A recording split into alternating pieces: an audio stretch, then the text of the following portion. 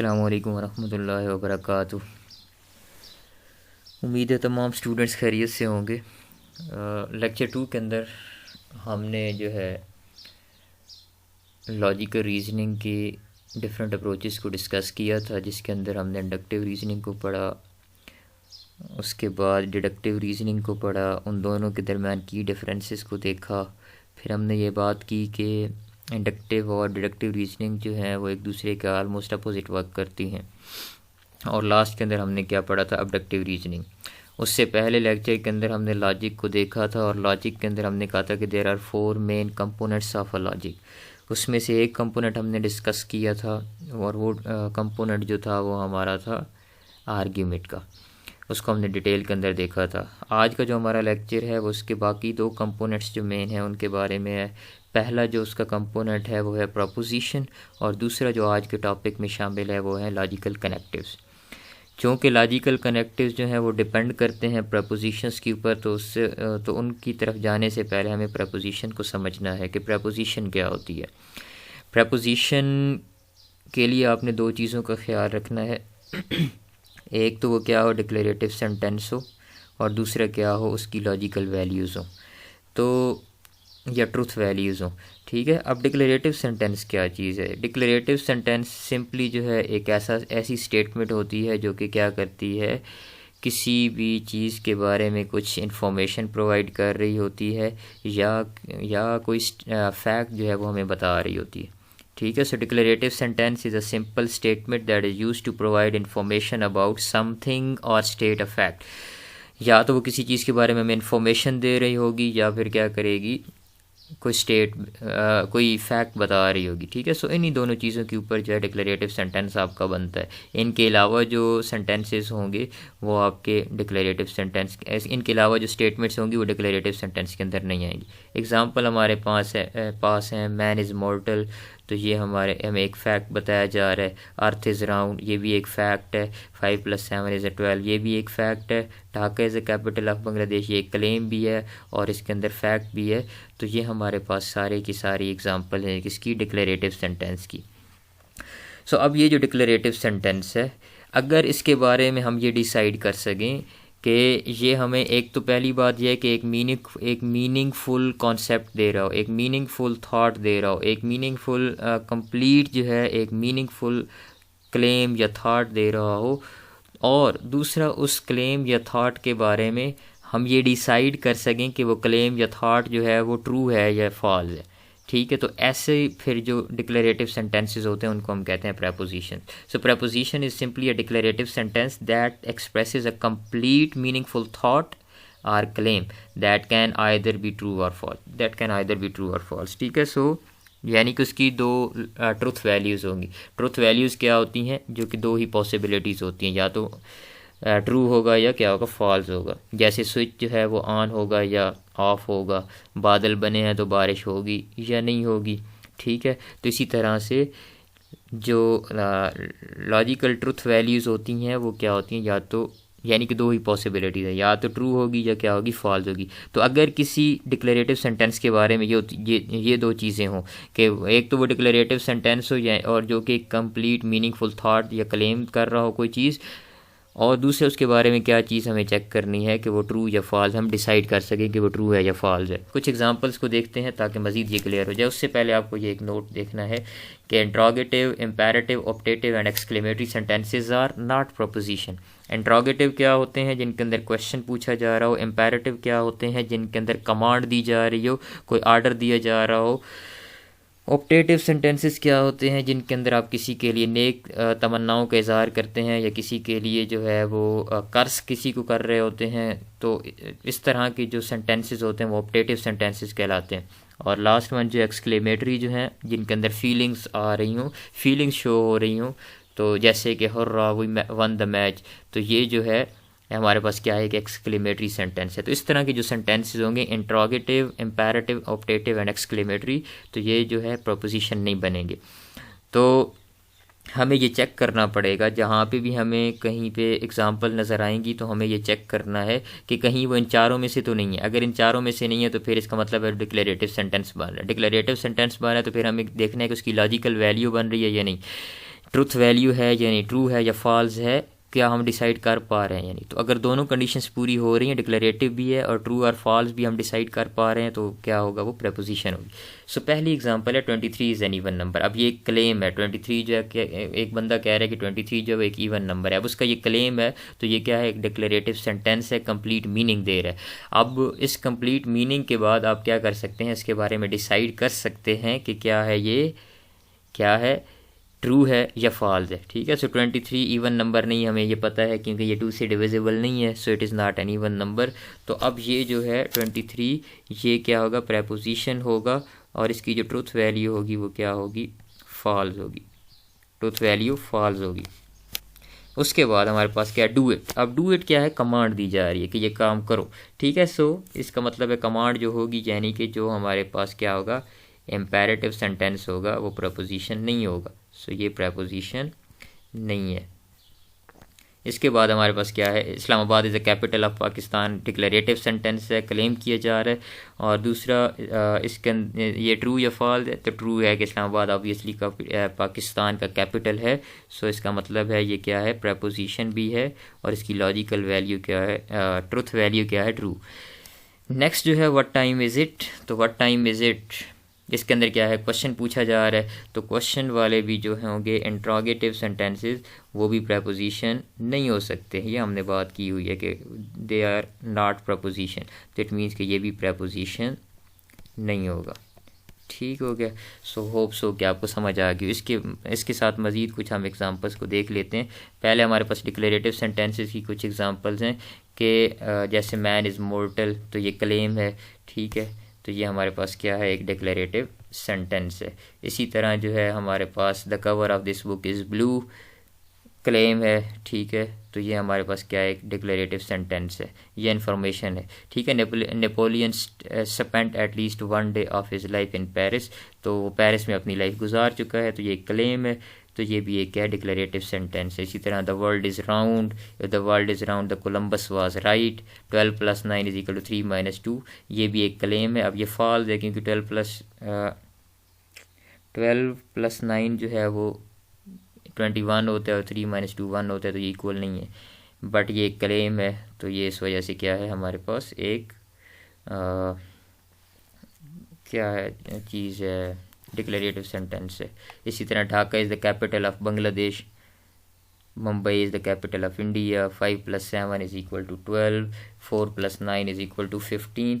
तो ये सारी की सारी जो है हमारे पास क्या हैं, एग्जाम्पल्स हैं किसकी, डिक्लेरेटिव सेंटेंसेस की। उसके बाद प्रपोजिशंस जो नहीं होती। अब हमने 4 चीज़ों को डिस्कस किया हुआ कि 4 चीज़ें जो है वो प्रपोजिशन नहीं होंगी। ठीक है, चार चीज़ें जो है वो प्रपोजिशन नहीं होंगी। ठीक है, सो अब देखते हैं कि द क्वीन्स बर्थडे। अब इसके अंदर कोई भी हमें कंप्लीट इन्फॉर्मेशन नहीं मिल रही, तो इसका मतलब है ये हमारे पास प्रपोजिशन नहीं होगा।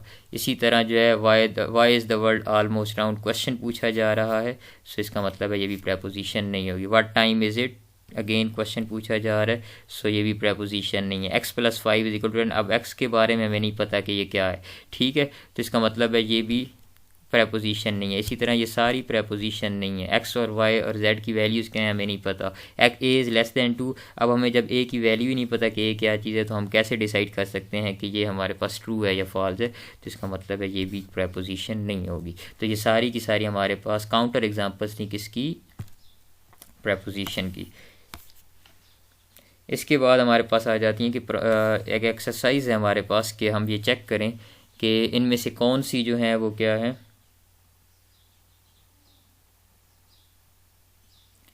कौन सी जो स्टेटमेंट्स हैं या कौन से जो सेंटेंसेस हैं वो हमारे पास क्या है, प्रपोजिशन है। सो इसका पहला जो है वो क्या है, कलकत्ता इज़ इन बांग्लादेश। तो यहाँ पे एक क्लेम किया जा रहा है, तो पहली तो कंडीशन पूरी हो रही है कि ये डिक्लेरेटिव सेंटेंस है। ठीक है, और दूसरा क्या है कि कलकत्ता जो है, क्या कलकत्ता जो है वो इंडिया के अंदर बांग्लादेश के अंदर आता है, तो यस बांग्लादेश के अंदर ही है Kolkata. So yes it is proposition and truth value इसकी क्या है, ट्रू होगी। इसी तरह जो है do your homework on discrete mathematics. यहाँ पे क्वेश्चन नहीं है, बल्कि यहाँ पे क्या है, ये एक इम्पेरेटिव सेंटेंस है, तो ये प्रेपोजिशन नहीं होगी। इसी तरह Bangladesh wins the match by 3 wicket, claim किया जा रहा है, अब या तो वो जीत गया होगा एक्चुअली में या नहीं जीता होगा, ठीक है। तो यहाँ पे हमारे पास क्या होगा, ये प्रेपोजिशन होगी, ठीक है। उसी तरह 23 as is an even number, तो ये हमारे पास क्या है, प्रेपोजिशन है, लेकिन ये इवन नंबर नहीं है, तो इसका मतलब है इसकी ट्रूथ वैल्यू क्या है, फॉल्स है, ठीक है। इसी तरह x is an odd number, x का हमें नहीं पता एक्स क्या चीज़ है, तो ये प्रेपोजिशन नहीं होगी। 34 + 2 जो है इज इक्वल टू 37 क्लेम है, ठीक है, और इसके बारे में हम डिसाइड कर सकते हैं कि ये हमारे पास ट्रू नहीं है, ठीक है। तो ये हमारे पास क्या होगा, इसकी ट्रूथ वैल्यू फॉल्स होगी, लेकिन प्रेपोजिशन होगा। मे अल्लाह ब्लेस यू, इसके अंदर क्या है हमारे पास, जो हमने बात की थी वहाँ पे कि कुछ सेंटेंसेस ऐसे होते हैं जिनके अंदर आप क्या कर सकते हैं, जिन ऑप्टेटिव सेंटेंसेस जिनके अंदर आप किसी के लिए दुआ या किसी के लिए किसी के ऊपर कर्ज कर रहे होते हैं, तो ऑप्टेटिव सेंटेंसेस भी जो हैं वो प्रेपोजिशन नहीं होते, ठीक है। सो इस वजह से ये भी प्रेपोजिशन नहीं होगी। इसी तरह डू इट अगेन प्रेपोजिशन नहीं है, क्योंकि इसके अंदर क्या है, इम्पेरेटिव सेंटेंस है जिसके अंदर कमांड दी जा रही है। अगेन क्वेश्चन वाला है, अगेन क्वेश्चन वाला है, और अगेन एक्सक्लेमेशन है। तो इस तरह से हमने देखा कि आपको चेक करने के लिए क्या चीज़ ज़रूरी है कि प्रेपोजिशन के लिए कि एक तो क्या हो कि वो डिक्लेरेटिव सेंटेंस हो, दूसरे क्या हो उसकी ट्रुथ वैल्यूज़। तो अगर ये दोनों हो तो फिर हमारे पास क्या होगा, वो क्या नाम है, प्रेपोजिशन होगी। अच्छा, इसमें Bangladesh wins the match by 3 wickets, तो यहाँ पे इसका क्लेम तो है, लेकिन क्लेम ये क्या ट्रू और फॉल्स हो सकता है ये हमें नहीं पता, ठीक है। हमें ये चेक करना पड़ेगा वो किसकी बात कर रहा है, तो ये भी प्रेपोजिशन एक्चुअली नहीं होगी, ठीक है। सो हमारे पास 2-3 प्रेपोजिशन थी, एक पहली कलकत्ता वाली, और इसके अलावा 23 इज़ एन इवन नंबर, और इसके अलावा 34 + 2 = 37 वाली। तो ये 3 हमारे पास प्रेपोजिशंस थी, इसके अलावा सारी की सारी जो है वो क्या है, प्रेपोजिशंस नहीं है। अब प्रेपोजिशनल लॉजिक, अब प्रेपोजिशनल लॉजिक के अंदर दो चीज़ें हैं कि लॉजिक और प्रेपोजिशन को आप क्या करते हैं, कंबाइन करते हैं। अब क्या होता है, एक से ज़्यादा प्रेपोजिशंस को जोड़ने के लिए हमारे पास कुछ सिंबल्स यूज़ होते हैं, तो उन सिंबल्स को हम क्या कहते हैं, लॉजिकल कनेक्टिव्स कहते हैं, जो कि हमारा नेक्स्ट कंपोनेंट है किसका, लॉजिक का। सो लॉजिकल कनेक्टिव्स क्या होते हैं, वो हम जो है ऐसे क्या नाम है, सिंबल्स होते हैं या ऐसे लेटर्स होते हैं जो क्या करते हैं, दो या दो से ज़्यादा प्रपोजिशंस को आपस में जोड़ने का काम करते हैं, ठीक है। तो कनेक्टिव्स जो हमारे मेन हैं वो 3 हैं, जो कि एंड, और या नॉट हैं, और इसके अलावा 2 और भी यहाँ पे हैं जो कि हमारे पास इम्प्लीकेशन या बाय कंडीशनल है। सो हम यहाँ पे आज के लेक्चर के अंदर ये तीनों डिस्कस करेंगे, एंड को डिस्कस करेंगे, आर को, और नेगेशन को।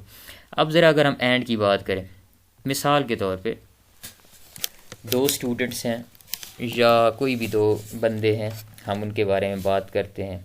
मिसाल के तौर पे एक का नाम फरासत है और एक का नाम इरफान है, तो हम ये कहते हैं कि फरासत और इरफान आए, फरासत और इरफान आए। अब फरासत और इरफान आने का मतलब क्या है कि दोनों के दोनों आए, दोनों के दोनों आए हैं, ठीक है।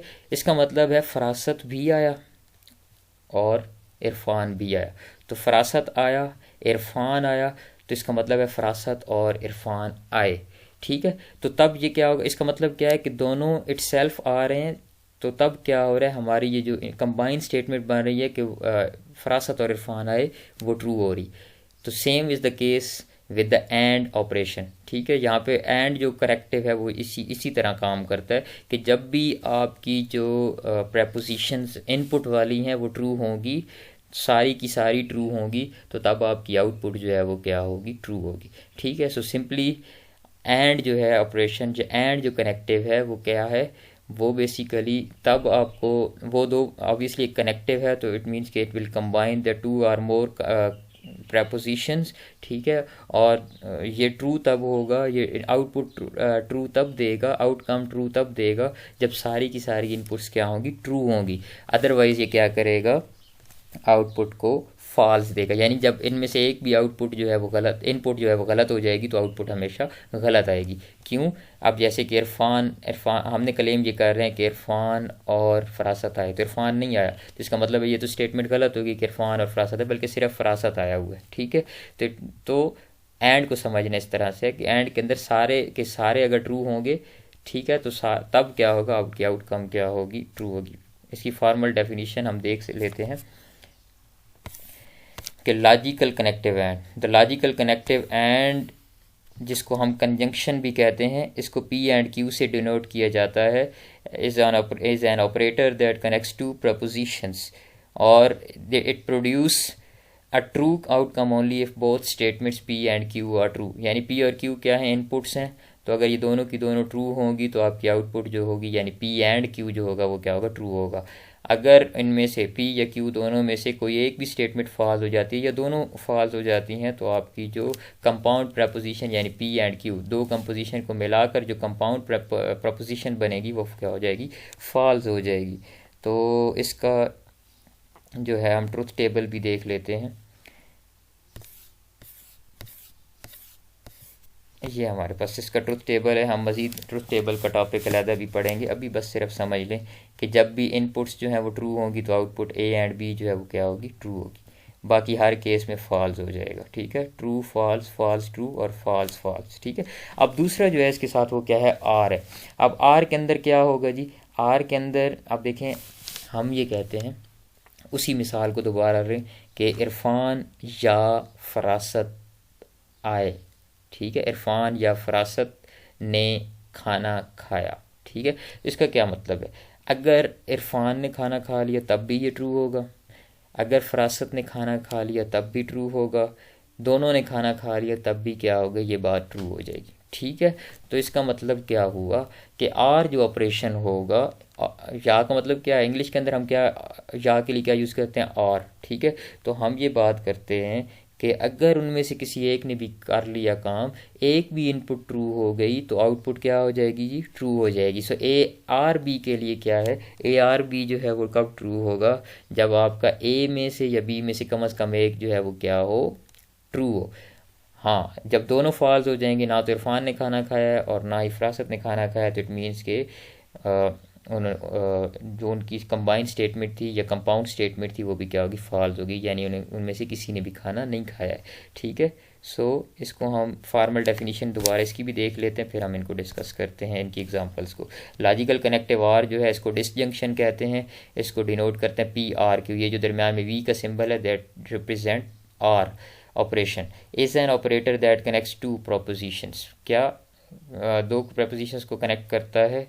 और ट्रू कब आएगी आउटकम, जब एट लीस्ट एक स्टेटमेंट जो है पी और क्यू में से वो क्या होगी, ट्रू होगी। लेकिन अगर दोनों स्टेटमेंट्स जो हैं वो फॉल्स हो जाएं तो फिर कंपाउंड प्रपोजिशन क्या हो जाएगी, फॉल्स हो जाएगी, ठीक है। सो इसका भी एक दफ़ा टेबल देख लेते हैं, उसके बाद हम एग्जांपल्स दोनों की करेंगे, ठीक है। ये हमारे पास टेबल है कि जब भी दो ट्रू होंगे तब भी आउटपुट ए और B, A or B true होगी, इनपुट अगर ट्रू है, एक फॉल्स है तब भी ये क्या होगा, ट्रू होगी, और जब दोनों फॉल्स होंगे तब क्या होगी, आउटपुट फॉल्स होगी। आई होप कि दोनों कंसेप्ट आपको समझ आ गए होंगे एंड और आर के। अब एग्जांपल ज़रा से देखते हैं, सिंपल सी एग्जांपल्स हैं यहाँ पे, उनको डिस्कस करते हैं। तो हमारी पहली एग्जांपल जो है वो क्या है, अब इसके अंदर क्या करना है, प्रपोजिशनल स्टेटमेंट्स बनानी है। प्रपोजिशंस के अंदर इनको लॉजिकल कनेक्टिव एंड को यूज़ करके आपने प्रपोजिशनल स्टेटमेंट बनानी है, ठीक, लॉजिकल स्टेटमेंट बनानी है, ठीक है। Karim eats mango and Rahim eats apple, इन इसमें जितनी भी एग्जांपल्स आएंगी सिंपल है कि आपने एंड से पहले वाली स्टेटमेंट को एक प्रपोजिशन मान लेना है, एंड के बाद वाली को क्या करना है, दूसरा प्रपोजिशन मान लेना है। सो करीम ईट्स मैंगो को हम क्या करेंगे, एक प्रपोजिशन मानेंगे, ठीक है। और इसी तरह जो है हम क्या करेंगे, इसके एंड के बाद वाली जो स्टेटमेंट है उसके लिए हम क्या करेंगे, बी कह देंगे उसको। तो अब ये क्या बने, ये हमारे पास ए है, दरमियान में हमारे पास क्या है, एंड है, और यहाँ पे ये स्टेटमेंट बी है। तो अब जो हमारी लॉजिकल स्टेटमेंट बनेगी वो क्या बनेगी, हमारे पास ए एंड बी बन जाएगी, ठीक है, सिंपली। सो नेक्स्ट एग्जांपल के अंदर क्या है, फाइंड द कंजंक्शन। कंजंक्शन का मतलब क्या है कि आपने दरमियान में एंड लगाना है, ठीक है, एंड ऑपरेशन यूज़ करना है, लॉजिकल कनेक्टिव एंड को यूज़ करना है। I am a good student, so हमारे पास ये क्या है, एक स्टेटमेंट हो जाएगी, इसी तरह एंड के बाद वाली जो स्टेटमेंट है ये एक प्रेपोजिशन हो जाएगी। तो पहली प्रेपोजिशन थी I am a good student, दूसरी प्रेपोजिशन क्या है हमारे पास, I like my programming teacher. तो ये हमारे पास दो स्टेटमेंट्स होगी, प्रेपोजिशंस होंगी। अब इन प्रेपोजिशंस को कनेक्ट किससे करना है, कंजंक्शन से। ठीक है, तो कंजंक्शन हमारे पास है एंड। ठीक है, तो ये क्या बनेगी, ए एंड बी। ठीक है, लॉजिकल स्टेटमेंट क्या बनेगी, ए एंड बी बनेगी। सिमिलरली हम आगे चलते हैं, तो नेक्स्ट है हमारे पास find the conjunction of the prepositions A and B. अब उसने प्रेपोजिशंस खुद दे दिए ए और बी। पहले उसने कहा हमें डायरेक्ट एक सेंटेंस दिया था, कंपाउंड कंपोजिशन दी थी, उसमें से हमने खुद लोकेट किया कि ए कौन सा है और बी कौन सा है। अब यहाँ पे उसने खुद कह दिया ए कौन सा। ए कह रहा है कि Rebecca's PC has more than 60 GB free hard disk space. ठीक है, तो रबीका के पीसी के अंदर 16 GB से ज़्यादा हार्ड डिस्क फ्री पड़ी हुई है। बी प्रपोजिशन क्या है हमारे पास के तो ए प्रपोजिशन ये है हमारे पास, और बी प्रपोजिशन क्या है कि हमारे पास प्रोसेसर जो है रबीका के पीसी का वो 1 GHz से ज़्यादा फास्टर प्रोसेस करता है। ठीक है, या रन करता है। सो ए प्रपोजिशन पता चल गई, बी प्रपोजिशन पता चल गई। हमने क्या करना है, फाइंड कंजंक्शन एंड ऑपरेशन। ठीक है, तो हमारे पास क्या आ जाएगा, पहला हम लिखेंगे ए वाली। ठीक है, जो हमने ए वाली ये लिखी हुई है। ठीक है, उसके बाद एंड लगाएंगे दरमियान में। ठीक है, और उसके बाद हमारे पास क्या आ जाएगा, बी। अब नेक्स्ट जो एग्जांपल है उसके अंदर दो प्रपोजिशन दी हैं और उसमें वो क्या है, अब पिछली एग्जांपल में और इसमें थोड़ा सा डिफरेंस। इसके अंदर वो कह रहा है कि इंग्लिश सेंटेंस के अंदर आपने पी एंड क्यू को लिखना है। वहाँ पे क्या था, उसने इंग्लिश के अंदर दिया था खुद, और हमें ये कह रहा था कि आप इस फॉर्म के अंदर पी एंड क्यू की फॉर्म के अंदर लिखें। अब यहाँ पे वो क्या कर रहा है कि हमें ये कह रहा है कि पी एंड क्यू की जो फॉर्म है उसको इंग्लिश सेंटेंस के अंदर लिखना है। ठीक है, सो पहली प्रपोजिशन है I bought a lottery ticket this week. Q क्या है, I won the $1 million jackpot. तो यहाँ पे दो प्रपोजिशन गिवन है, तो पी एंड क्यू क्या बनेगा, सिंपल है। पी को लिखेंगे I bought a lottery ticket this week, फिर लगाएंगे कॉमा, उसके बाद लगाएंगे लॉजिकल कनेक्टिव एंड, और उसके बाद आ जाएगा आई वन द सेकेंड वन, यानी कि क्यू वाली जो प्रपोजिशन है वो आ जाएगी हमारे पास, I won the $1 million jackpot.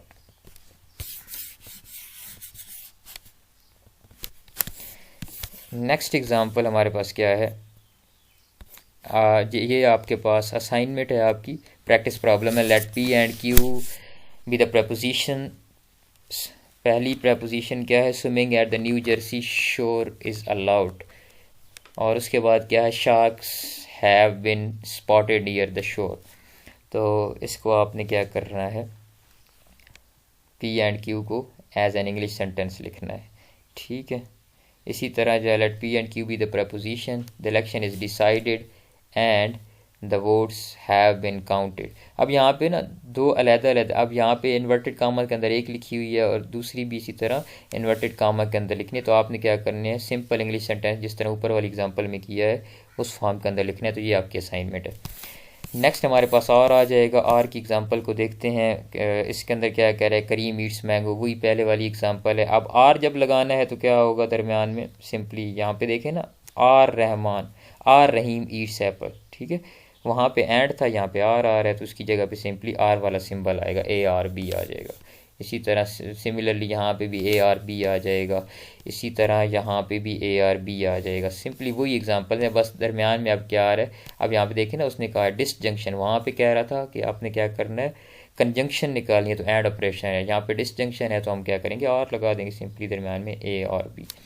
इसी तरह जो है अगर क्या नाम है, इंग्लिश सेंटेंस के अंदर लिखना है तो उसी तरह दरमियान में कॉमा के बाद क्या आ जाएगा, आर, कॉमा के बाद आर आ जाएगा। कॉमा से पहले क्या होगा, एक स्टेटमेंट आएगी, फिर कॉमा आएगा, उसके बाद दूसरी स्टेटमेंट से पहले हम क्या लगा देंगे, आर। अगर आपने कंजंक्शन फाइंड करनी है तो एंड लगेगा, डिसजंक्शन फाइंड करना है तो आर लग जाएगा सिंपली। उसके बाद लास्ट वन जो है आज की डिस्कशन जो हमारी है उसका है नेगेशन। नेगेशन क्या चीज़ है जी, नेगेशन के अंदर सिंपली एक इनपुट होती है, एक आउटपुट होती है। नेगेशन का मतलब क्या है, इन्वर्जन। बेसिकली ये इन्वर्ट कर देता है, इनपुट को इन्वर्ट कर देता है, यानी कि ये कहता है मैं तुम्हारी नहीं मननी।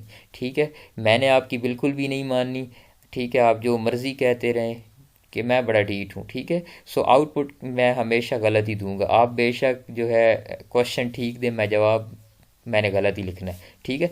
तो नाट जो है या नेगेशन जो है ये एक ऐसा ऑपरेशन है जिसकी इनपुट को जो है वो इन्वर्ट कर दिया जाता है आउटपुट के अंदर। तो यहाँ पे जो है ना एक मिस्टेक है, यहाँ पे ये नेगेशन, बेसिकली नेगेशन ए नहीं बल्कि negation B, sorry negation B नहीं, नेगेशन ए आएगा यहाँ पे, ठीक है। इसका एक और भी सिंबल यूज़ होता है इस तरह से, ठीक है, नेगेशन ए।